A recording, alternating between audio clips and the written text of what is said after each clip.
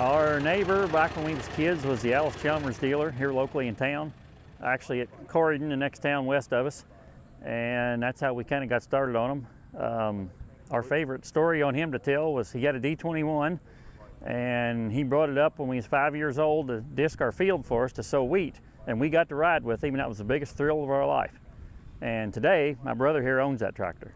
And when we was kids, we had Grandpa had a WC, and they had a WC and an MT, and the MT always stayed at their house, and we kept the WC at our house, and that was the first tractor we ever rode on.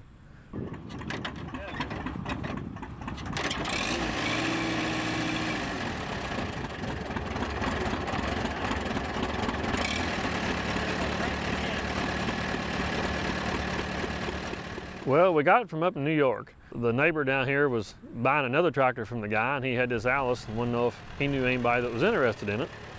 And of course, he got a hold of us, and we done some research on it and talked to a few people that knew a little more about them. We determined the best we could that it was as rare as what we thought it was.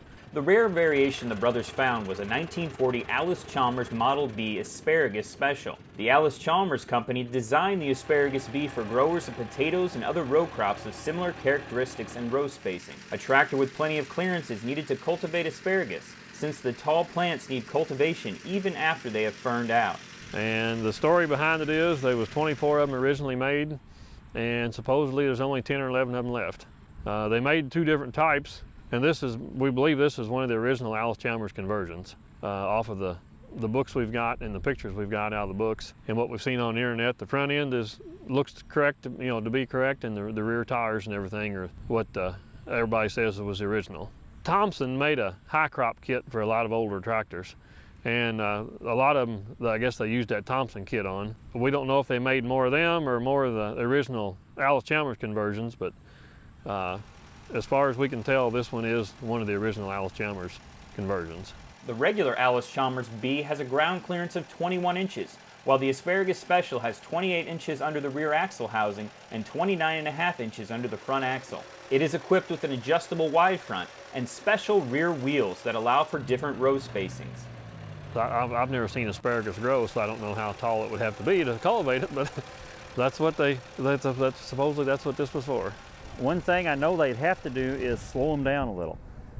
This one has the same transmission in it as a regular B, and with these tall tires, to me it'd be hard to cultivate with. It's too fast.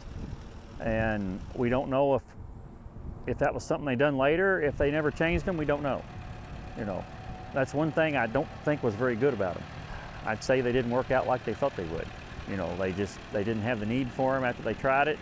They wasn't quite what everybody wanted, and they just didn't go with it. Like most things, they just didn't pan out for them. The Allis-Chalmers Model B is powered by a 4-cylinder, 116 cubic inch gasoline engine that can do 19.5 horsepower in the drawbar and 22 horsepower on the belt. The Allis-Chalmers Model B was built from 1938 to 1957 with over 120,000 produced. When we got it, it was painted some yellow color. We don't really know what yellow it was. We've completely stripped it.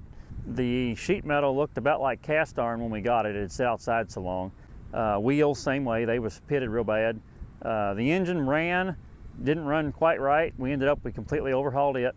Transmission and rear end was filled full of grease when we got it. We've had them apart, put all new bearings and seals in it.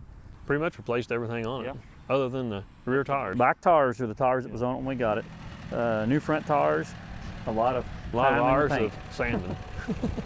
I mean, anybody can collect a WC or a WD that they made a lot of, and which we've got them ourselves, but sometimes it's nice to find some of the rarer ones, and you hope they're worth what you got in them, but you never know.